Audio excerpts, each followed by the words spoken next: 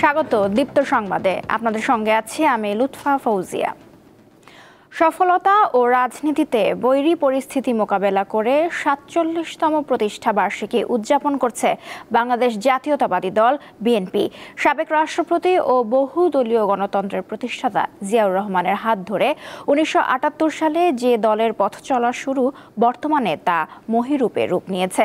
দলটির নেতারা জানান, জাতীয় সংসদকে মেধাবীদের পাঠশালা হিসেবে গড়ে তোলাই এবারের প্রতিষ্ঠা বার্ষিকীর লক্ষ্য। অস্থিতিশীলতার দেশে স্থিতিশীলতার বার্তা নিয়ে ১৯৭৮ সালের ১ সেপ্টেম্বর বাংলাদেশ জাতীয়তাবাদী দল বিএনপি গঠন করেন সাবেক রাষ্ট্রপতি জিয়াউর রহমান। সততা ও নিষ্ঠা সহ বিভিন্ন কারণে দ্রুতই জনগণের কাছে জনপ্রিয় হয়ে ওঠে দলটি। কিন্তু বিএনপি গঠনের মাত্র ৩ বছরের মাথায় জিয়াউর রহমানের মৃত্যু অনেককে বিচলিত করলেও বলিষ্ঠভাবে দলের হাল ধরেন খালেদা জিয়া। এমনকি তার নেতৃত্বেই ৯০-এর সংসদ নির্বাচনে জয়লাভ করে ক্ষমতায় আসে বিএনপি। দেশে তত্ত্বাবধায়ক সরকার ব্যবস্থার প্রবর্তন সহ বিএনপির রয়েছে অসংখ্য অবদান। ২০০৭ থেকে ২৪ সালের মাঝামাঝি পর্যন্ত কঠিন সময় পার করে বিএনপি। ওই সময় ক্ষমতাসীন আওয়ামী লীগ ও তার সরকারি বাহিনীর গুম, মিথ্যা মামলা ও অত্যাচার নির্যাতন সইতে হয়েছে হাজারো নেতাকর্মীকে। এমনকি মিথ্যা মামলায় জেলে যেতে হয় বিএনপি চেয়ারপারসন খালেদা জিয়াকে। ২০২৪ সালের ৫ আগস্ট গণ অভ্যুত্থানে শেখ হাসিনা দেশ ছেড়ে পালালে সুবাতাস বয় রাজনীতিতে। জনগণের মাঝে আবারও ফিরে আসে একটি সুষ্ঠু নির্বাচনের প্রত্যাশা। সেই স্থান থেকেই বিএনপি নেতারা জানান, ফ্যাসিবাদ বিরোধী ও গণতন্ত্রের আন্দোলনে যারা ভূমিকা রেখেছে তারাই আগামীতে গুরুত্ব পাবেন। বিএনপিকে একদম এলিমিনেট করে দেওয়ার চেষ্টা করা, এটা গেছে। এরপরে সেই বিএনপিকে ভেঙে ফেলার চেষ্টা করা, এই ব্যাপারে তো বিএনপি অত্যন্ত আপনার একটা সাকসেসফুল পলিটিক্যাল পার্টি, যে বিএনপি কোন মানে এটাকে ব্রেক করা যায় নাই আপনার শত চেষ্টা করেও। সেই ক্ষেত্রে নিঃসন্দেহে বিএনপি একটা শক্তিশালী দলে পরিণত হয়েছে। তারুণ্যের একটি অংশ থাকবে, তাদের তারুণ্যের রাজনৈতিক ভাবনা এবং তাদের জন্য যে প্রযুক্তি নির্ভর, মেধা নির্ভর, জ্ঞান ভিত্তিক একটা সমাজ নির্মাণের জন্য তাদের অংশগ্রহণ, সেই জন্য তাদেরও একটা অংশ থাকবে। তারুণ্যের ভাবনাকে ধারণ করে বিএনপি জ্ঞান ও মেধাভিত্তিক দেশ গড়তে অঙ্গীকারবদ্ধ বলেও জানান নেতারা। আমরা আশা করছি যে উনি যদি সুস্থ থাকেন এবং কোনো রকম যদি আপনার কোনো রকম ডাক্তাররা যদি অ্যালাউ করে যে she can participate in political activities, তাহলে অবশ্যই সেটা তিনি গ্রহণ করবেন এবং সেটা নিঃসন্দেহে আমাদের জন্য অত্যন্ত লাভজনক হবে। নির্দিষ্টভাবে কিছু বলতে পারবো না, তবে উনি খুব শিগগিরই দেশে ফিরবেন। শহীদের প্রত্যাশা অনুযায়ী, জনগণের প্রত্যাশা অনুযায়ী একটি নতুন অভিযাত্রা আমাদের শুরু হবে। জাতীয় সংসদ যেন মেধা নির্ভর, মেধাবীদের একটা পাঠশালা হয়, সেটা নির্মাণের জন্য আমরা চেষ্টা করব। আগামী জাতীয় সংসদ নির্বাচন সামনে রেখে বিএনপি শিগগিরই নির্বাচনী প্রার্থী বাছাই শুরু করবে বলেও উল্লেখ করেন দলটির নেতারা। স্বস্তিকা সিংহ, দীপ্ত সংবাদ, ঢাকা। প্রতিষ্ঠা বার্ষিকী উপলক্ষে রাজধানীর শেরে বাংলা নগরে সাবেক রাষ্ট্রপতি ও বিএনপির প্রতিষ্ঠাতা জিয়াউর রহমানের সমাধিতে শ্রদ্ধা জানাতে সমবেত হচ্ছেন দলের নেতাকর্মীরা। এ বিষয়ে জানাতে সেখান থেকে যুক্ত হচ্ছেন সহকর্মী দিলশাদ আনী। কেন্দ্রীয় নেতারা কখন আসবেন সমাধিতে ফুল দিতে এবং নেতাকর্মীরা প্রতিষ্ঠা বার্ষিকী উপলক্ষে কি বলছেন?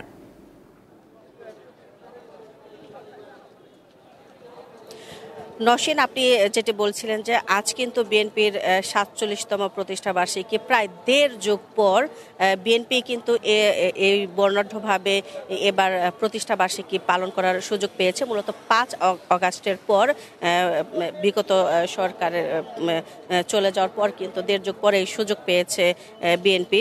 তো আপনি যেটি বলছিলেন যে কেন্দ্রীয় নেতারা কখন আসবে, তো আমরা কর্মসূচির যে প্রতিষ্ঠা বার্ষিকীর যে কর্মসূচি আছে সেই কর্মসূচি অনুযায়ী আমরা জানতে পেরেছি বেলা ১১টার দিকে দলের নেতাকর্মীরা আসবেন,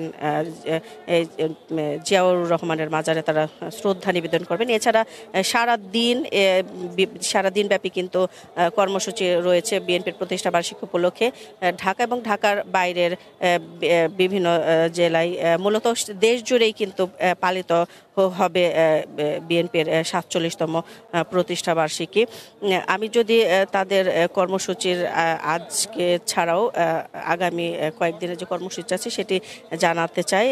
সেটি হচ্ছে আগামীকাল 2 সেপ্টেম্বর দুপুরের দিকে ঢাকার নয়াপল্টনের যে কেন্দ্রীয় কার্যালয়ের সামনে থেকে বর্ণাঢ্য র্যালি বের হবে। এছাড়া 3 তারিখ দেশের সব উপজেলা পর্যায়ে এবং পৌর এলাকায় আলোচনা সভা করা হবে, সেই সাথে শোভাযাত্রাও করবে বিএনপির নেতাকর্মীরা। এছাড়া 4 তারিখেও কিন্তু বিএনপির কর্মসূচি রয়েছে। সেই 4 তারিখে যে কর্মসূচি পালন করা হবে দলের পক্ষ থেকে, সেই মহানগর জেলা উপজেলায় বৃক্ষরোপণ কর্মসূচি চলবে, সেই সাথে মৎস্য অবমুক্তকরণ চলবে, ফ্রি মেডিকেল ক্যাম্প এবং খেলাধুলার যে অনুষ্ঠান, ক্রীড়া অনুষ্ঠান সেটিও চলবে। আর 5 তারিখ ঢাকায় একটি গোল টেবিলের আলোচনার আয়োজন রেখেছে বিএনপির পক্ষ থেকে।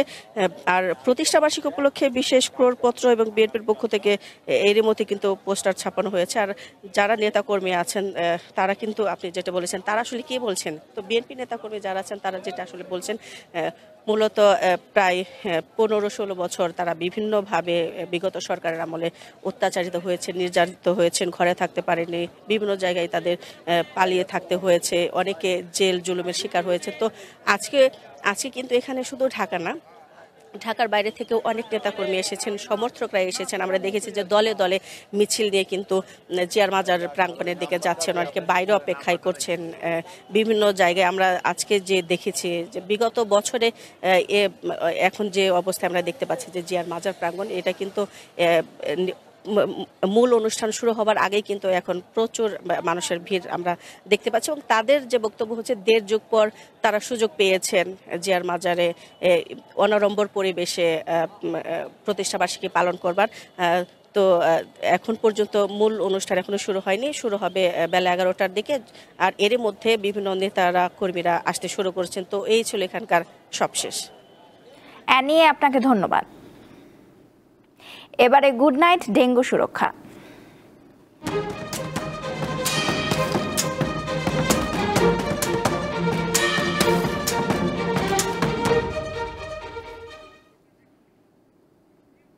চলতি বছর এখন পর্যন্ত ডেঙ্গুতে মৃত্যু বেশি হয়েছে জুলাই ও আগস্ট মাসে, আক্রান্তের সংখ্যাও বেশি। এই হার সেপ্টেম্বর থেকে নভেম্বর পর্যন্ত চলতে পারে বলে আশঙ্কা বিশেষজ্ঞদের। শুক্রবার দিনকে রাতে 3:30 বাজে অ্যাম্বুলেন্স দিয়ে নিয়ে এসে আইসিইউতে রাখছিল। আইসিইউতে 3 দিন ছিলাম, এখন 3 দিন পর বেডে দেওয়া হয়েছে। যখন অধিক বমি খাওয়া শুরু হয়েছে, শরীরে জ্বর আসছে, তখন অ্যাম্বুলেন্স করে এখানে চলে আসছে। শরীরের মাথা আর কি ভার, পা ব্যথা করছে, কিছু খাইতে পারি না, মানে খাবার খাইতে গেলে বমি আর কি বেশি। এই ডেঙ্গু রোগীরা এসেছেন নারায়ণগঞ্জ থেকে। তাদের অভিযোগ, রাস্তার কাজ এবং অনেক নির্মাণাধীন ভবনের কারণে পানি জমে মশার উপদ্রব বেড়েছে। রাজধানীর মহাখালীর ডিএনসিসি হাসপাতাল, বছর জুড়ে এখানে ডেঙ্গু রোগী থাকলেও সম্প্রতি এই সংখ্যা বেড়েছে। শুরুতে জ্বর, পরে বমি ও মাথা ব্যথা নিয়ে আসছেন বেশিরভাগ রোগী। তাদের অনেককে আইসিইউ পর্যন্ত যেতে হচ্ছে। ডেঙ্গুর কমপ্লিকেশন সাধারণত আফটার রিমিশন অফ ফিভার, জ্বর যখন চলে যায় তখন থেকে শুরু হয় এবং পরবর্তী 48 থেকে 72 ঘন্টা এটা কিন্তু সবচেয়ে রিস্কি। আমরা বলি চোখ লাল হয়ে যাওয়া, নাক বা মাড়ি দিয়ে রক্তক্ষরণ হওয়া, শরীরে বিভিন্ন জায়গায় লাল লাল ছোপ বা র্যাশ তৈরি হওয়া এবং ইউরিন বা স্টুলের কালার চেঞ্জ হয়ে যাওয়া, এটা লাল বা কালো দুটোই হতে পারে। বৈশ্বিক উষ্ণায়নের কারণে এডিস মশার প্রজনন বৃদ্ধি হচ্ছে বলে জানান বিশেষজ্ঞরা। ওয়েদারের এক্সট্রিম ঘটনা ঘটছে, অল্প সময়ের জন্য হলেও খুব তীব্র শীত পড়ছে আমাদের, কিছু সময়ের জন্য খুবই গরম পড়ছে আমাদের এখানে। ওরকম দেখবেন যে বর্ষাকালটা দীর্ঘায়িত হচ্ছে। এই ওয়েদারটা আমরা বলি কি যে ভেক্টর, মানে এই যে বাহন করে যারা অসুখ বিসুখ বাহিত, যেটা তাদের জন্য খুবই ভালো অ্যাটমসফিয়ার, এবং যে কারণে ওদের প্রজনন বৃদ্ধি হচ্ছে, ওরা সংখ্যায় বাড়ছে এবং ওদের সাথে সাথে আমাদের ডেঙ্গুও বাড়ছে। সাধারণত ডেঙ্গুর জন্য 30 ডিগ্রির অ্যারাউন্ড 30 ডিগ্রি হচ্ছে সবচেয়ে অপটিমাম টেম্পারেচার। তবে এটা 17 থেকে 35 ডিগ্রি পর্যন্ত বিট করতে পারে। সবচেয়ে বেশি ফেভারেবল 25 থেকে 30 ডিগ্রি। ডেঙ্গুর জন্য আরেকটা ফেভারেবল কন্ডিশন হলো 70 to 100% হিউমিডিটি, যেটা আমাদের বর্ষাকাল এবং শরৎকালে বেশি হয়। মশার কামড় এড়াতে রাতে মশারি টাঙানো এবং প্রয়োজনে হাত পা ঢাকা কাপড় পরা এবং শরীরের উন্মুক্ত স্থানে মশা নিরোধক লোশন ব্যবহারের পরামর্শ দেন তারা।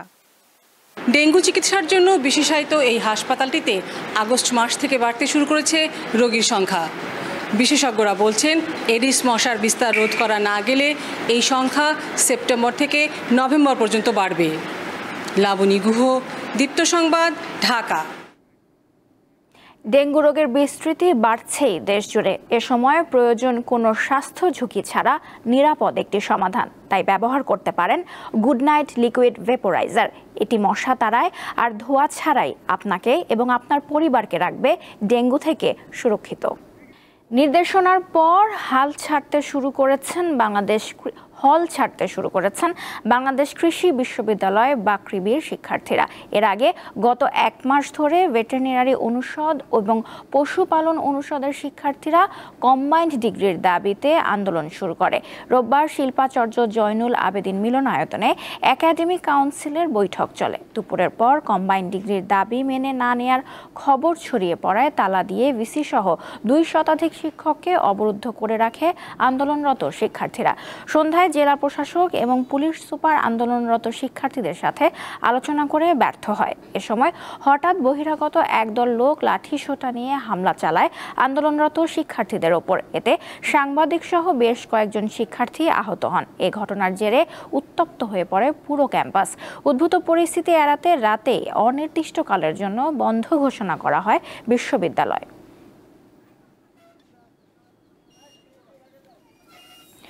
চট্টগ্রাম বিশ্ববিদ্যালয়ের শিক্ষার্থীদের সঙ্গে স্থানীয়দের সংঘর্ষের ঘটনা তদন্তে 21 সদস্যের একটি কমিটি গঠন করেছে বিশ্ববিদ্যালয় প্রশাসন।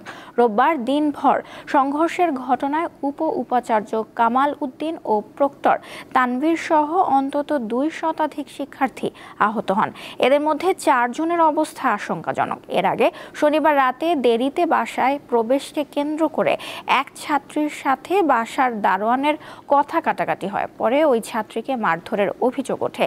বিষয়টি জানাজানি হলে শিক্ষার্থীরা ওই দারোয়ানকে ধরতে গেলে স্থানীয়দের সঙ্গে সংঘর্ষ বাধে।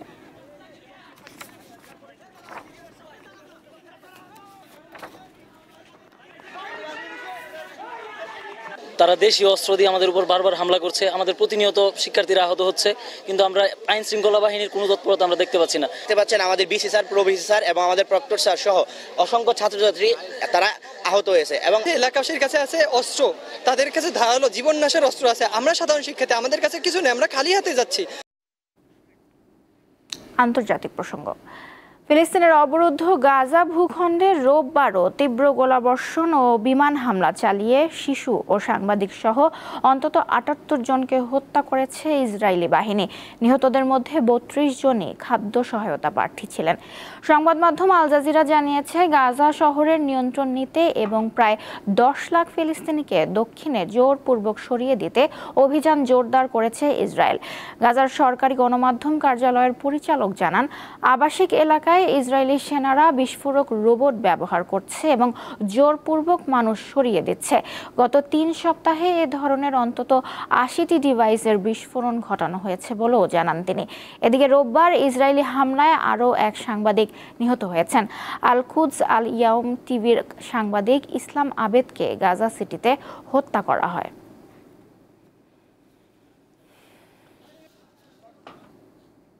আফগানিস্তানের পূর্বাঞ্চলে পাকিস্তান সীমান্তের কাছে শক্তিশালী ভূমিকম্প আঘাত হেনেছে। যুক্তরাষ্ট্রের ভূতাত্ত্বিক জরিপ সংস্থা USGS এর তথ্য অনুযায়ী রিক্টার স্কেলে এর মাত্রা ছিল 6 এবং স্থানীয় সময় রোববার রাত 11:47 ভূমিকম্পটি আঘাত হানে। এর উৎপত্তি স্থল ছিল ভূপৃষ্ঠের মাত্র 8 কিলোমিটার গভীরে। এরপর অন্তত আরও 3টি মৃদু কম্পন অনুভূত হয়। বিবিসি জানিয়েছে, ভূমিকম্পে এখন পর্যন্ত 20 জনের বেশি মানুষ প্রাণ হারিয়েছেন। তবে তুর্কি সংবাদ মাধ্যম TRT ওয়ার্ল্ডের দাবি, নিহতের সংখ্যা 250 ছাড়িয়েছে। এছাড়া অসংখ্য মানুষ ধ্বংসস্তূপের নিচে আটকা পড়ে আছে এবং মৃত্যুর সংখ্যা আরও বাড়তে পারে বলে আশঙ্কা করা হচ্ছে। ভূমিকম্পের কারণে নানগারহার ও কুনার প্রদেশ সবচেয়ে বেশি ক্ষতিগ্রস্ত হয়েছে। খেলার খবর। 3 ম্যাচ সিরিজের দ্বিতীয় T20-তে আজ নেদারল্যান্ডসের বিপক্ষে মাঠে নামবে বাংলাদেশ। সিলেটে খেলা শুরু সন্ধ্যা 6টায়। সংযুক্ত আরব আমিরাতের মাটিতে আসন্ন এশিয়া কাপের প্রস্তুতির প্ল্যাটফর্ম হিসেবে নেদারল্যান্ডস সিরিজকে বিবেচনা করছে বাংলাদেশ। সিলেটে প্রথম ম্যাচে দুর্দান্ত জয় পেয়েছে লিটন বাহিনী। দ্বিতীয় ম্যাচেও সেই ধারা বজায় রেখে সিরিজ নিশ্চিত করতে চায় লাল সবুজের প্রতিনিধিরা। 2012 সালে নেদারল্যান্ডস সফরে 2 ম্যাচের টি-20 সিরিজে একটি ম্যাচ হেরেছিল বাংলাদেশ দল। এরপর 4 বারের দেখায় সবগুলোতেই জিতেছে টাইগাররা।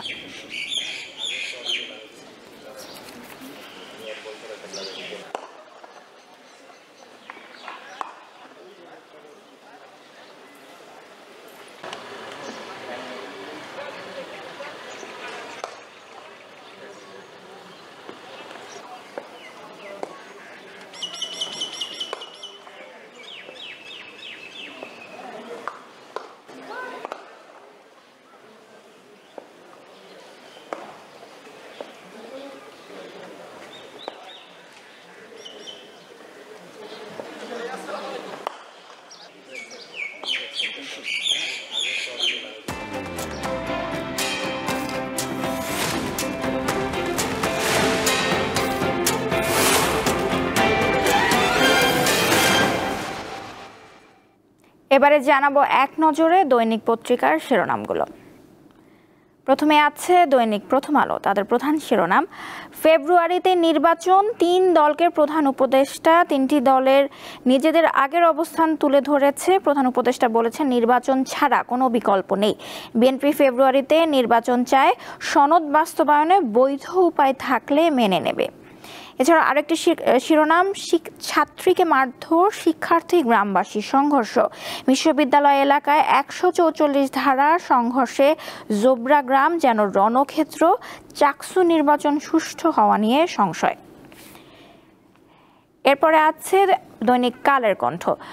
প্রথম শিরোনাম, চট্টগ্রাম বিশ্ববিদ্যালয় রণক্ষেত্র, গ্রামবাসীর সঙ্গে শিক্ষার্থীদের দফায় দফায় সংঘর্ষ, আহত 1.5 শতাধিক। এছাড়া 144 ধারা জারি, যৌথ বাহিনী মোতায়েন, ক্লাস পরীক্ষা হয়নি, আজও সব পরীক্ষা স্থগিত। এছাড়াও তাদের একটি বিশেষ প্রতিবেদন, বিএনপি জামায়াত ও এনসিপির সঙ্গে প্রধান উপদেষ্টার বৈঠক, নির্বাচন ফেব্রুয়ারির প্রথমার্ধে, নির্বাচনের বিকল্প কেউ যদি ভাবেন সেটি জাতির জন্য গভীর বিপজ্জনক হবে ডক্টর ইউনূস। নির্বাচন বিলম্বিত করতে ইস্যু তৈরির অপচেষ্টা চলছে জানিয়েছে বিএনপি। এরপর আছে দৈনিক সমকাল। তাদের প্রধান শিরোনামও একই ইস্যুতে, শিক্ষার্থী গ্রামবাসী সংঘর্ষে আহত 1.5 শতাধিক, উপাচার্য প্রক্টরও আহত, অনেকের অবস্থা গুরুতর। এছাড়া 47তম প্রতিষ্ঠা বার্ষিকী, বিএনপিকে রাজনৈতিক অবস্থান স্পষ্ট করতে হবে। দেখে নিলাম আজকের দৈনিক পত্রিকার প্রধান প্রধান শিরোনামগুলো। শেষ করছি দীপ্ত সংবাদ। আমাদের পরবর্তী আয়োজন দুপুর 1টায় দেখার আমন্ত্রণ রইল। এছাড়া দেশ বিদেশের নানা তথ্য জানতে চোখ রাখুন দীপ্ত টিভির ডিজিটাল প্ল্যাটফর্মগুলোতে। ধন্যবাদ সবাইকে।